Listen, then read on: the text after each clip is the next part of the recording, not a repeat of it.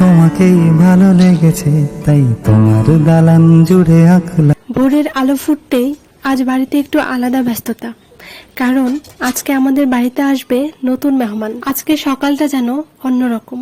ভোর রাত থেকেই উঠোনে একটু ব্যস্ততা, একটু হইচই আর একটু খুশির গন্ধ। আসবেন ওরা ততক্ষণে? খাবেন না আমা, ট্যাং খাবেন না? ট্যাং গুলাই দিয়া হ্যাঁ ভাত খেয়েছি খামান ট্যাং গুলাই দিয়ে খাবেন। ভীষণ ঘুরে আসতে মেয়ের জামান নিবে।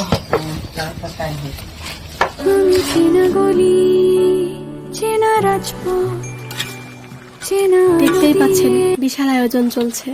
আমার শাশুড়ি মা তো সকাল 5:30টায় উঠে পড়েছেন। উনি উঠেই শুরু করে দিয়েছেন পিঠা বানানোর আয়োজন। আর অন্যদিকে আমি আর আমার মা মিলে রান্নাঘর সামলাচ্ছি। বাকিরা লেগে পড়েছে বাড়ির অন্য সব কাজে। ইস, কি সুন্দর ঘ্রাণ ছড়াচ্ছে তরকারিটায়। হাসো হাসো।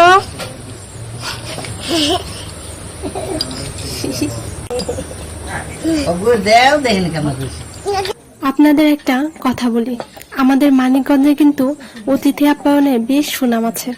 অতিথি বাড়িতে আসবে আর তার পাতে এক গাদা ভালোবাসা থাকবে না, এটা আমাদের শেখানো হয়নি। আমরা জানি অতিথি মানেই বরকত, তাই মন খুলে আয়োজন করি, সময় নিয়ে, যত্ন নিয়ে। আজকের এই আয়োজন আসলে শুধু খাওয়ার জন্য না, এই আয়োজন আমাদের শেকড়ের জন্য, এই একসাথে হেসে খেলে থাকার জন্য।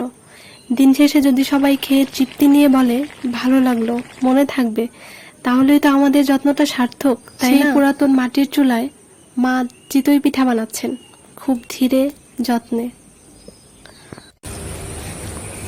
হাসি দাও।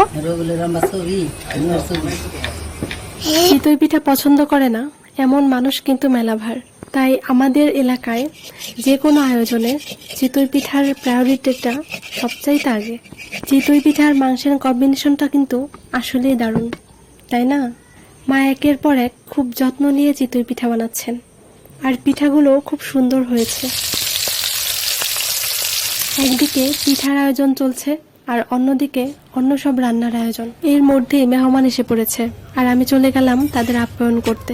অন্যদিকে মা তাড়াতাড়ি করে রুটি পিঠা ছেঁকতে বসে গেলেন। ওইটা ছিলা মিলাই করো, তুমি সোনালি মুরগি রাইন দেনি পিঠা পিঠা করা বানা এই করে দিয়ে গরম হিট দিয়ে গেলাম তো চাউলে দুইটা দে শুকনাটা নিয়ে। এদিকে প্রচুর গরম পড়েছে আর সারাদিনের ব্যস্ততায় সবার অবস্থায় কাহিল হয়ে গেছে। রুটি ছাকার পাশাপাশি অন্যদিকে মুরগির মাংস রান্নার পর্বও চলছে। সব রান্নাই কিন্তু লোভনীয় লাগছে দেখতে, তাই না?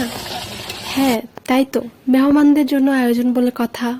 তো চলুন আমরা এখন ব্যস্ত থাকি মেহমানদের যত্নে, আর আপনারাও থাকুন আমাদের সঙ্গে এই গ্রাম্য আনন্দে, এই খাবারের ঘ্রাণে আর এই ভালোবাসার আয়োজন। আজকের মতো এ পর্যন্তই, দেখা হচ্ছে পরের ভিডিওতে।